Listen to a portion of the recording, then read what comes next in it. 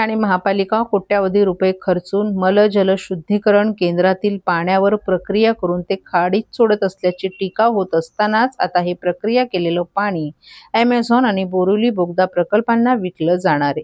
या संबंधीची माहिती आयुक्त सौरभ राव यांनी शुक्रवारी झालेल्या सर्वसाधारण सभेत दिली आहे.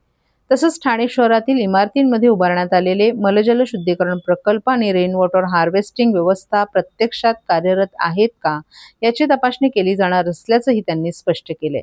हवामान बदलाच्या परिणामांबाबत शिंदे सेनेचे नगरसेवक राजेश मोरे आणि विकास रेपाळे यांनी शुक्रवारी झालेल्या सर्वसाधारण सभेत लक्षवेधी मांडत शहरातील एसटीपी प्रकल्प, रेन वॉटर हार्वेस्टिंग आणि पाणी गळतीच्या प्रश्नांकडे प्रशासनाचं लक्ष वेधलं. तर हवामान बदलाच्या परिणामांमुळे काय होऊ शकतं आणि त्यावर उपाययोजना कोणत्या करण्यात येत आहेत याची माहिती आयुक्त सौरभ राव यांनी दिली.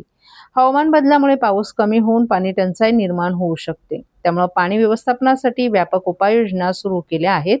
तसंच जास्त पाऊस होऊन पूरपरिस्थिती निर्माण झाली तर त्या ठिकाणी उपाययोजना करण्याचा आराखडा तयार करण्यात आलाय.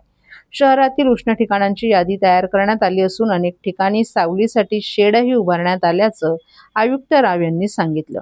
विकासकांकडून उभारण्यात आलेले एसटीपी प्रकल्प कार्यरत आहेत का, त्यांची क्षमता किती आहे आणि पुनर्प्रक्रिया केलेल्या पाण्याचा योग्य वापर होतो का याची तपासणी केली जाणार असल्याचं आयुक्त राव यांनी सांगितलं. केवळ मंजुरीसाठी उभारलेले अनेक प्रकल्प नंदरबंद अवस्थेत असल्याच्या तक्रारींचीही दखल घेतली जाणार असल्याचं त्यांनी स्पष्ट केले. महापालिकेच्या मलजल शुद्धीकरण केंद्रातील प्रक्रिया केलेले 12 MLD पाणी बोरिवली बोगदा प्रकल्पासाठी प्रति 1000 लिटर मागे 7.50 पैसे दराने पुरवले जाणार आहेत.